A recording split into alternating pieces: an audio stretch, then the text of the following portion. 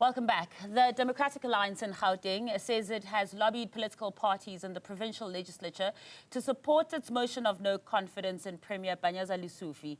The motion was prompted by the recent disbandment of the Gauteng Crime Prevention Wardens, which Lesufi established without any constitutional mandate. The DA also accuses the Premier of concealing several forensic investigation reports and mishandling matters relating to the Tembisa Hospital tender corruption scandal. For more on this, we are joined by Sanet Solomon, a political analyst from the University of the Free State. A very good evening to you, Sanet. And it appears that the Gauteng Premier Panyaza Lesufi has survived this motion of no confidence. Was there a chance to begin with? I don't necessarily think that there was a chance to begin with. If we look at all of the different political parties, all of them labeled this as quite frivolous. A lot of them said that this would be something that the DA could have resolved with the ANC if they wanted to, given that they are in a national coalition together. And I think that going into this with having only yourself and the Feds Front then supporting this wouldn't necessarily have resulted in the kind of results that it wanted. So I definitely think that it was a dismal fail on their end, but definitely serious charges and claims that they brought to the front. Does it matter at all that, you speak of this national coalition they're in, but in the province of Gauteng, there is a government of provincial unity as well, and the DA is not even a part of that? That's quite true. I think that the dynamics in Gauteng is quite different. I think that obviously it's an area in which the DA would have wanted to excel, but we've noticed that that's not necessarily the case. We've seen different political parties like the ANC and Action SA, amongst others, working together. And I think that a large portion of the DA's unhappiness, especially in Gauteng, has to do with the city of Tshwane. We know that for quite a number of years they were in charge or in control of the coalition that led Tshwane. And obviously, after the removal of Villiers-Bernk, they've obviously been wanting to get that particular city back. And we've seen that while they obviously also played a major role in the city of Johannesburg, this hasn't been the case in the most recent time.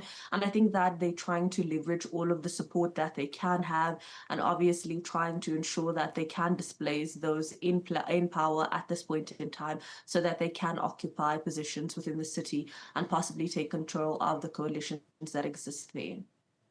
Now, you're also mentioning the metros as well, and that's quite interesting because the DA in those metros, including Tshwane and the city of Johannesburg, has previously, in recent years as well, in recent months, instituted these motions of no confidence against mayors. Those have also been unsuccessful.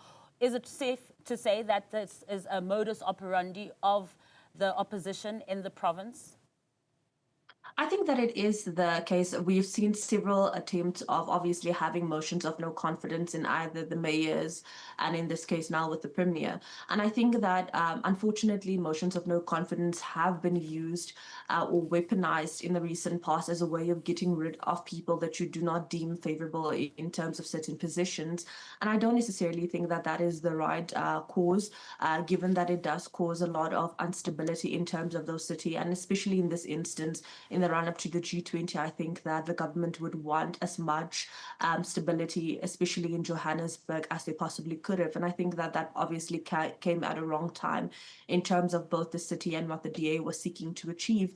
I do think that, again, the DA would like to take control of the city of Johannesburg. I mean, especially preparing for the mayoral run for next year. But I don't necessarily think that they're going about it the right way. And I do think that they're not as strong as they used to be within the city. And I think that this possible removal or this motion of no confidence was a way of them to try and reclaim that power.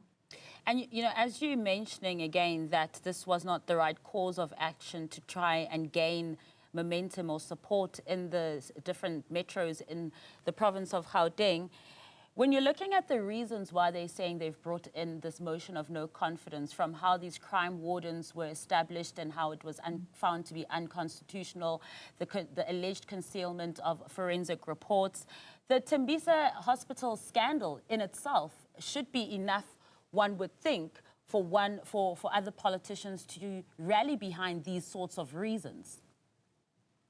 I do think that all of these are quite serious. I mean, in terms of the Tembisa Hospital, there have been a lot of people who could have benefited from the health in terms of that specific area, in terms of the establishment of these, in terms of, sorry, the establishment of these. I think that obviously by them saying that they're going to be retraining these individuals, I think that that is also a loss of, income. I think that it is a loss of tax revenue rather. And I think that they could have been trained to fulfill the kind of purposes that they should have to begin with. So I think that there was an overreach. But I think in terms of all of what we have been saying is, I think it is how they go about dealing with this. I think if you are saying that these lifestyle audits should have been public, I think this is something that you could have gone to the South African Revenue Services with.